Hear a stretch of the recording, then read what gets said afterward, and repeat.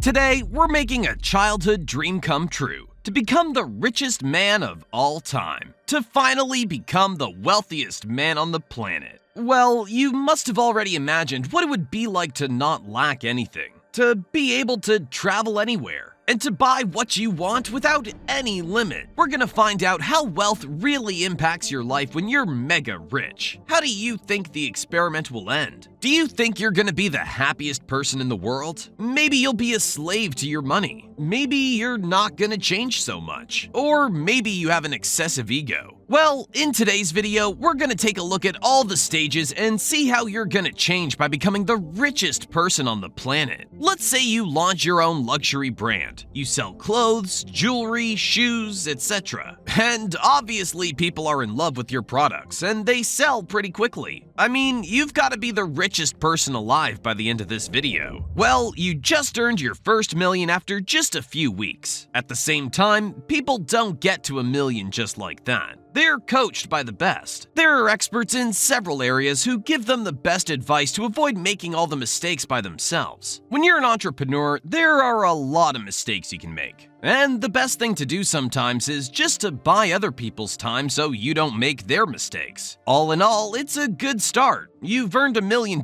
so far. Nowadays, $1 million might sound stupid, but it's usually the amount of money that an average American household will accumulate in 15 years. According to CBS News, $1 million can easily cover your living costs for 18.9 years. If someone retires in a certain place, that money might not last as long. Hawaii, where the cost of living is about $97,000 a year, is one place where $1 million would last just over 10 years. If you live in Mississippi and spend $44,000 a year on food, utility, housing, healthcare, and other necessities, $1 million would last you almost 23 years. You're well beyond the 35-hour work week. In fact, you work over 50 hours a week, which still allows you to take weekends off and sleep 7 to 8 hours a night, which is recommended. And regarding your level of happiness, well, you feel good. You're in the early stages of launching your brand, and the feedback is positive. You're in growth. For now, with $1 million, your lifestyle changes slightly. But the real difference is that you no longer have money problems. You do your shopping without looking at the prices, and you can even fly first class, for example. But you still live in the same place. You eat pretty much the same things. You stick to your little routine. 2 years have passed, and you're super lucky. But at the same time, you're very, very talented. Your company's valued at $100 million.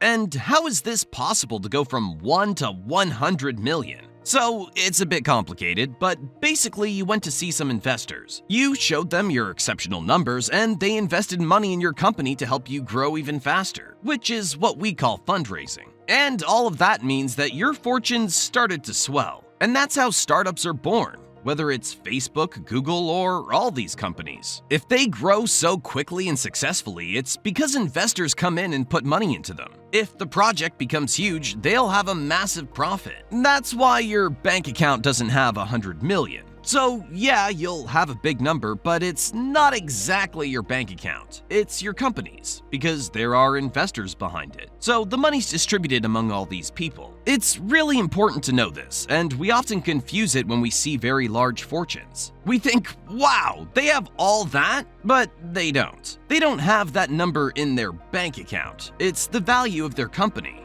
To earn that amount, you also have to work a lot. For example, self-made millionaire Grant Cardone stated that he works more than 90 hours a week.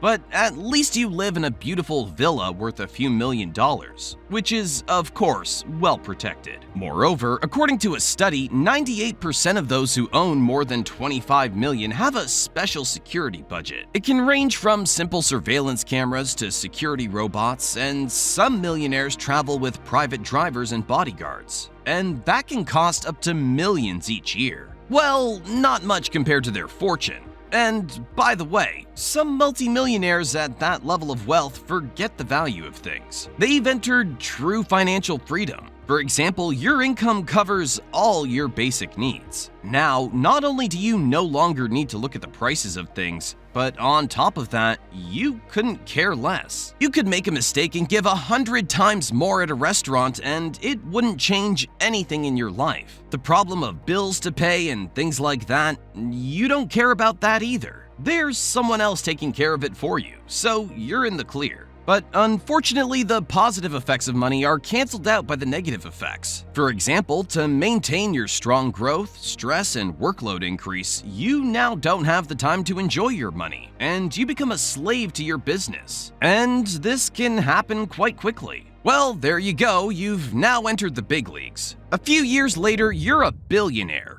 Your business is valued at several billion, and you own enough shares in your company for your fortune to be $1 billion. You're now part of a very private and exclusive club, that of billionaires, as there are only 2,700 in the world. All these billionaires gathered together, they would possess as much wealth as 60% of the poorest population in the world. To show you what a billion represents, we're gonna play a little game. Okay, let's say you have a cheat code that makes you earn $1 every second.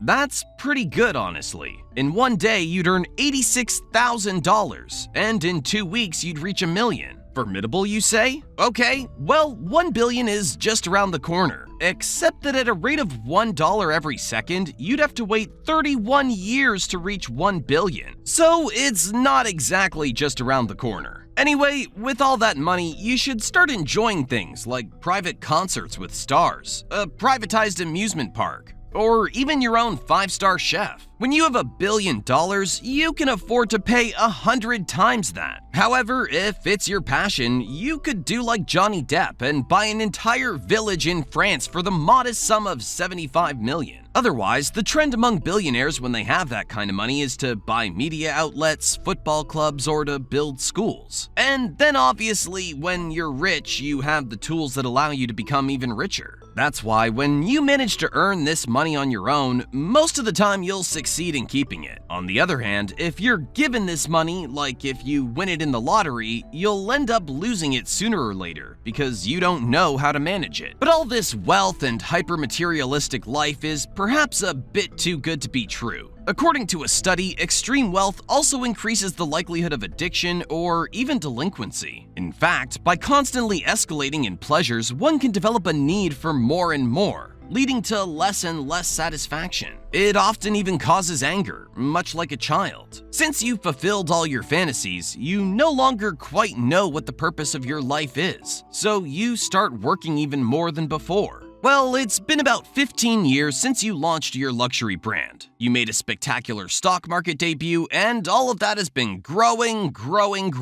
It's only climbed, and now you have a small fortune of $100 billion, which is actually equivalent to the GDP of a country like Guatemala all by itself. In any case, at these insane levels of wealth, billionaires are sometimes more powerful than politicians, and they have the ability and the power to influence the fate of the world. Like Elon Musk with cryptocurrency. In fact, when you're Elon Musk and you have 100 million followers on X, it's true that making a little tweet like saying, yeah, buying Dogecoin is great, definitely skyrocketed the value of Dogecoin, that's for sure. Over time, you can also become completely paranoid. For example, Mark Zuckerberg, who's the head of Facebook, now called Meta, spends $27 million a year just for his security. His office is surrounded by bulletproof panels, and he even has a panic room built the size of a house. At this point, you might be thinking, maybe you were happier before when you only had a few million. But everything's a matter of perspective. Often at this level, it's more like a diamond prison. And it's true that sometimes wealth is experienced as a trap. And besides, according to a chef of a multimillionaire, the couple never leaves their home.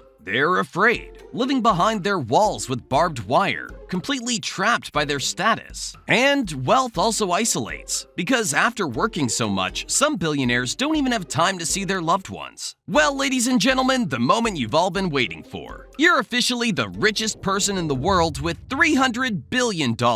We've surpassed Elon Musk with his approximately $255 billion. But at this point, you're exhausted. 300 billion is just too much, and as a result, you've attempted a new strategy, which is actually the routine of Jeff Bezos, the CEO of Amazon. In the morning, he gets up when he's had enough sleep, then he has breakfast, spends time with his loved ones, then he walks to work, and in the evening, after having eaten, he clears the table and does the dishes. Moreover, the media, Forbes, interviewed 65 billionaires, and many of them do household chores. 40% of them cook. More than a third regularly do the shopping and take out the trash. And it's true that indeed many do their dishes every evening, like Bill Gates. More and more self-made billionaires are behaving like everyday people. They wear basic t-shirts and live in ordinary houses. For example, Elon Musk pretends to live in a tiny house of 40 square meters. Or even Warren Buffett, who's lived in the same house since 1958. Why does he decide to live so simply? It's because luxurious things are no big deal for them, while normal pleasures appear much better to them. Even being the richest person in the world, you might fall into the Easterlin paradox. It's the idea that money can't buy long-term happiness. As a result, your standard of living increases. You earn more and more money, but your level of happiness eventually levels off. There have been calculations done, and it's shown that on average, beyond $10,000 a month, your level of happiness only increases slightly. So essentially, whether you earn 10,000, 10 million, or 10 billion, it would almost be the same.